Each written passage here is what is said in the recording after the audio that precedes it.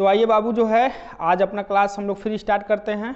हम लोग पढ़ रहे थे बोर्ड परीक्षा 2022 के लिए गेस पेपर, जिसमें से हम 5 सवाल आप लोगों को बता दिए थे और आज हम लोग जो है 6 नंबर सवाल से अपना क्लास कंटिन्यू करेंगे। ठीक है, तो यदि आप चैनल पे नए हैं तो चैनल ज़रूर सब्सक्राइब कर लीजिए और घंटा भी जो है बजा दीजिए। ठीक है, क्योंकि आपके पास नोटिफिकेशन पहुंचता रहे और जो गेस्ट पेपर कराया जा रहा है उसका आप भरपूर लाभ ले सकें और बोर्ड परीक्षा में मैथ में जो है अच्छा स्कोर कर पाएँ। ठीक है, तो आइए क्लास स्टार्ट करते हैं।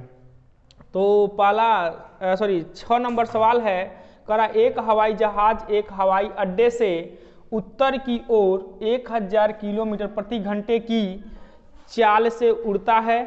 इसी समय एक अन्य हवाई जहाज उसी हवाई अड्डे से पश्चिम की ओर 1200 किलोमीटर प्रति घंटे की चाल से उड़ता है।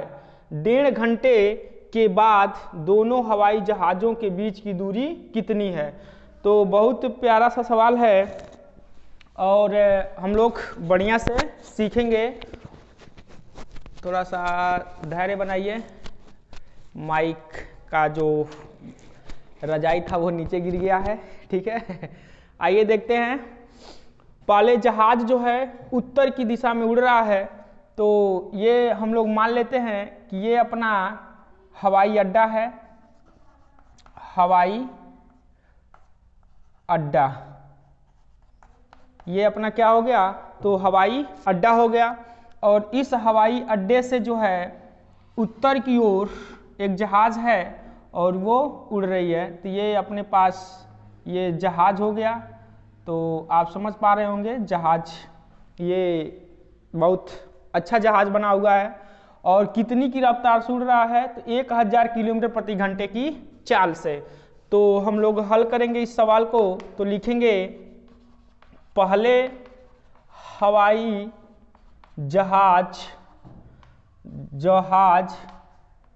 की चाल।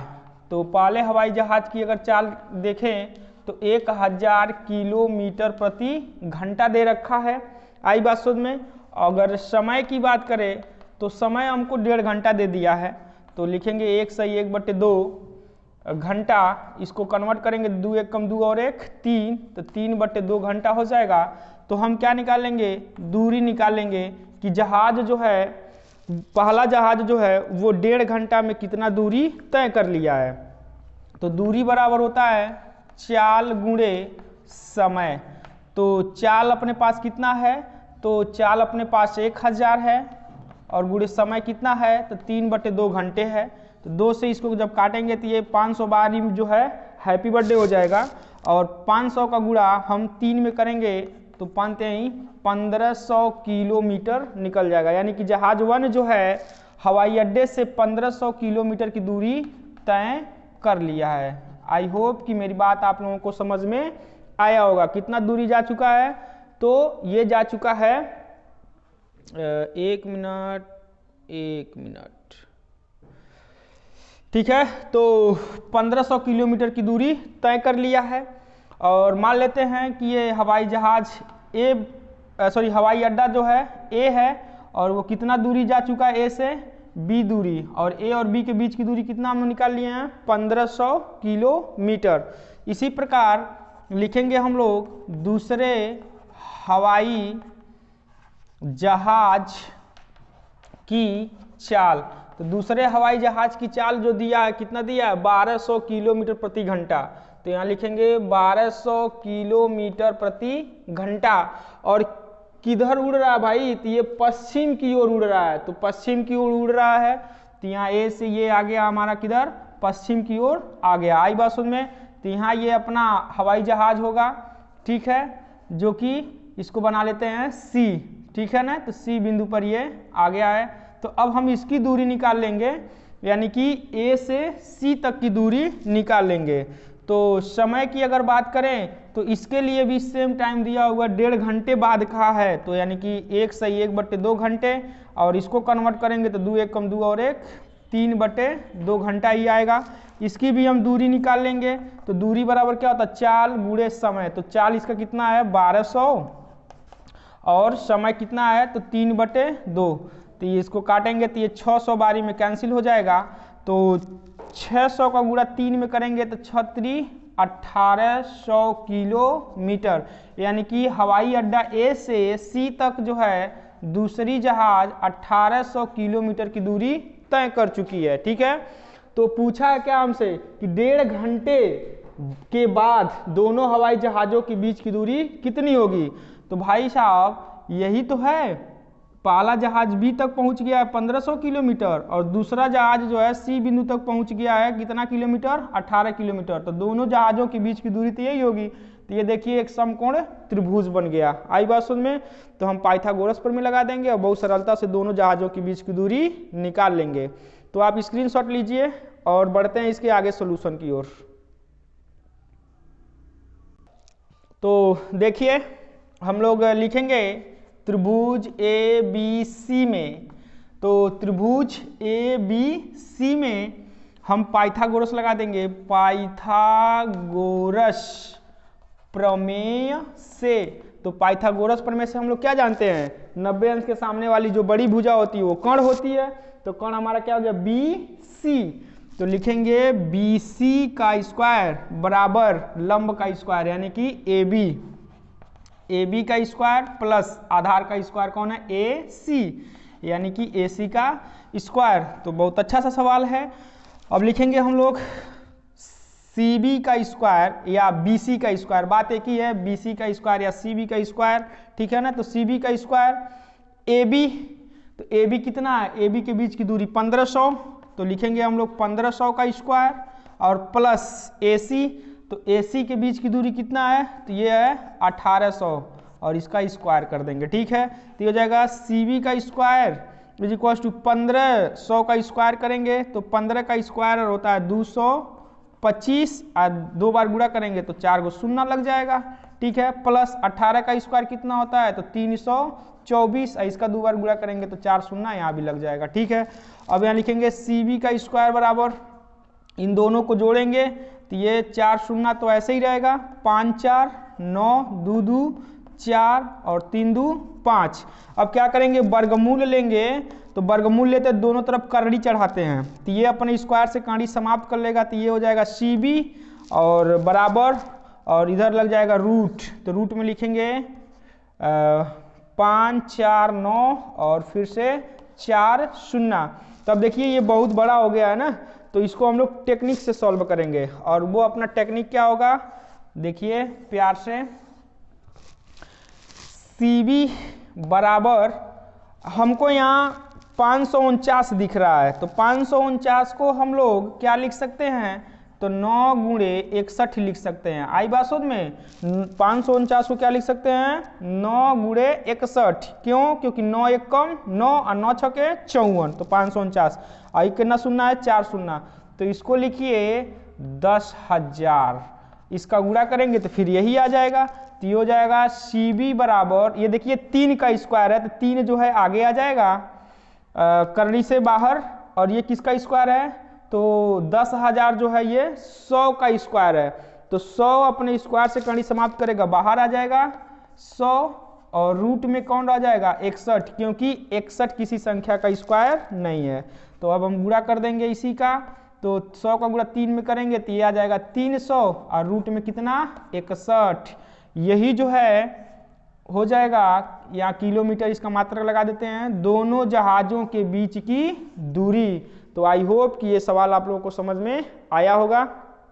आइए बढ़ते हैं अगले सवाल की ओर। ठीक है, तो मैं फिर एक बार बता दूं कि ये ही जो है दोनों जहाज़ों के बीच की दूरी हो जाएगी, कितनी हो जाएगी भाई, तो ये हो जाएगा 300 रूट में 61 किलोमीटर।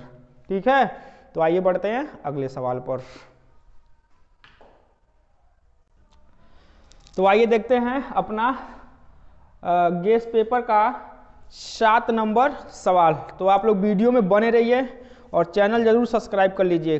ठीक है, क्योंकि ये जो वीडियो डाले जा रहे हैं आप लोगों के लिए, ये टोटल बोर्ड परीक्षा में पूछे गए सवाल हैं और परीक्षा में बहुत ही हेल्पफुल होंगे। ठीक है, और अपने दोस्तों में भी शेयर करते रहिए। ठीक है, तो आइए बढ़ते हैं अपने आज के दूसरे सवाल से पर, और गेस पेपर में 7वें नंबर सवाल पर। ठीक है, तो इसको हल करेंगे तो बहुत प्यारा सा सवाल है, बिल्कुल नॉर्मल, 2 नंबर का है।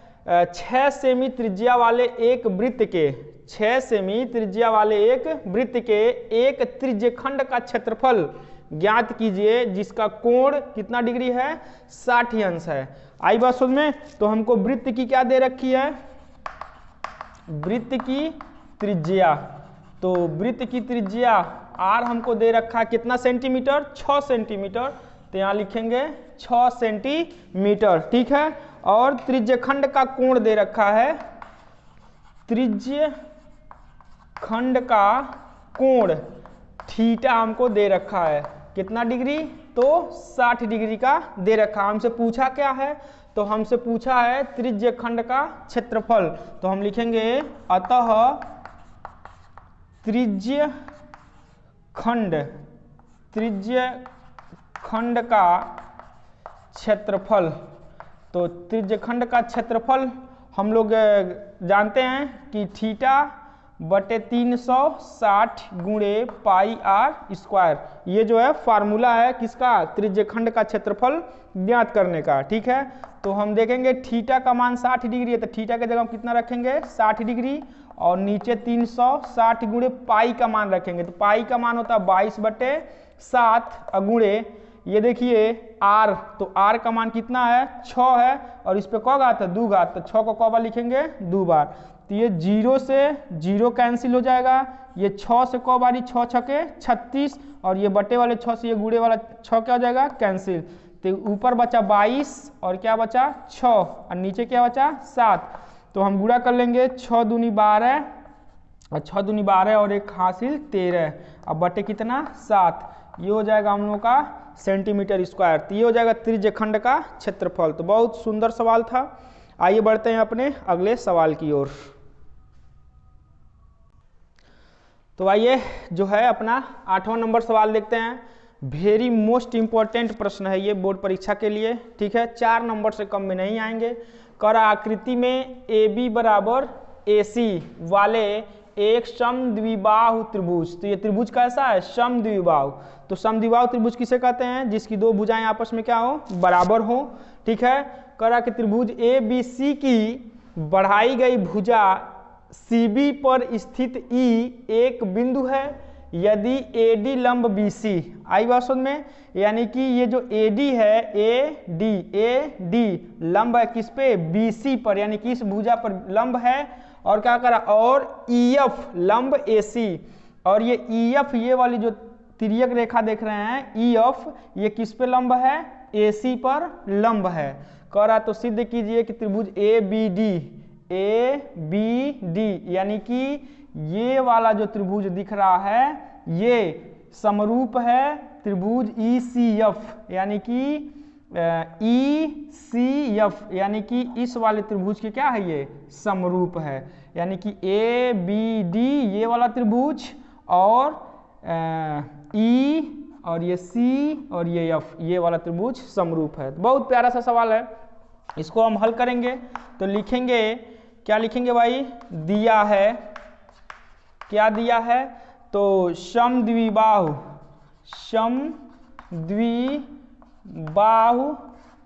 त्रिभुज, समद्विबाहु त्रिभुज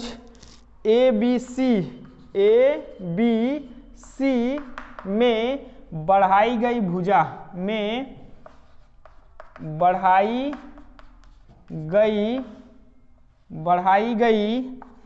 भुजा, कौन भुजा बढ़ाई गई है, BC बढ़ाई गई या CB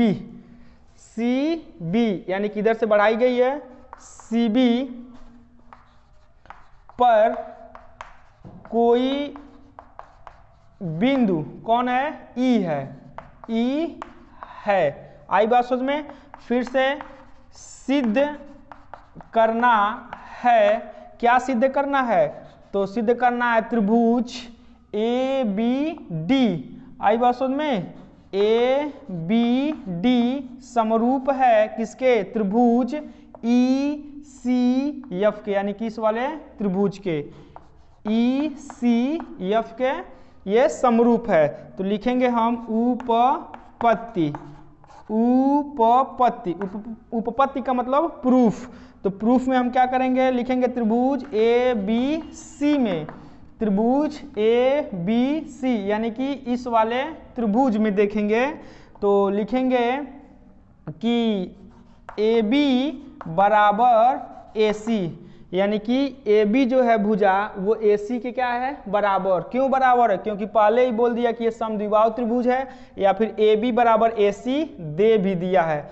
तो हम देखेंगे तो यहाँ लिख सकते हैं कि ये दिया है। आई बात समझ में। और लिखेंगे कोण ए बी सी बराबर कोण ए सी बी, यानी कि ए बी सी ये कोण जो है ए सी बी इस कोण के क्या होगा, बराबर। ये कोण बराबर क्यों होगा, तो बराबर इसलिए होगा कि बराबर भुजाओं के सम्मुख कोण हैं। तो बराबर भुजाओं के सम्मुख कोण भी आपस में क्या होते हैं, बराबर होते हैं। ठीक है, तो अब हम जो है बढ़ेंगे आगे, तो इसको हम कह देते हैं समीकरण नंबर 1। तो लिखेंगे अब त्रिभुज किसको किसको समरूप दिखाना है, तो ए बी डी व त्रिभुज किसमें, ई सी एफ में। तो इन दोनों त्रिभुजों में देखें तो ए बी डी और ई सी एफ में अगर हम देखें तो लिखेंगे कोण ए बी सी बराबर है कोण ए सी बी के, यानी कि ये कोण जो है इस कोण के क्या है, बराबर है। क्योंकि इस वाले त्रिभुज में ए बी डी में ये वाला कोण और ई सी एफ में ये वाला कोण, यानी कि ये दोनों कोण आपस में बराबर हैं। क्यों, क्योंकि समीकरण 1 में हम दिखा दिए हैं। तो लिख सकते हैं समीकरण 1 से। आई बात समझ में। तो मैं आशा करता हूं यहां तक समझ में आया होगा। स्क्रीनशॉट लीजिए, हम आगे बढ़ते हैं। अब आइए आगे बढ़ते हैं। तो आगे बढ़ेंगे तो जैसा कि सवाल में ही दे रखा था कि ये EF जो है AC पे लंब है, तो जब ये लंब होगा तो ये 90 डिग्री का होगा, और AD जो है BC पे लंब है तो ये भी कितना डिग्री का होगा, 90 डिग्री का ही होगा। तो हम लोग लिखेंगे कोण ADB बराबर कोण EFC। EFC ये क्यों बराबर है, तो ये प्रत्येक कितने डिग्री का है, 90 डिग्री का है। आई बात समझ में। क्योंकि हम जानते हैं कि जब कोई लंब किसी भुजा पे, यानी कि जब कोई रेखा किसी भुजा पे लंब होती है तो उसके साथ वो 90 अंश का कोण बनाती है। तो यानी कि ये कोण F भी 90 अंश का होगा और ये कोण D भी, यानी कि ADB ये भी 90 अंश का और EFC ये भी 90 अंश का। तो दोनों 90 अंश का हैं तो बराबर हो जाएंगे। तो अब हम देखें तो ये वाला कोण आपस में बराबर हो गए और ये भी कोण आपस में बराबर हो गए। तो समरूपता क्या कहती है कि किसी दो भुजा को बराबर दिखा दीजिए, या किसी दो कोण को बराबर दिखा दीजिए, या एक भुजा एक कोण को बराबर दिखा दीजिए, दोनों आकृति एक दूसरे के कैसे हो जाएंगे, समरूप हो जाएंगे। तो हम कह सकते हैं अतः त्रिभुज ABD समरूप होगा त्रिभुज ECF के। क्यों,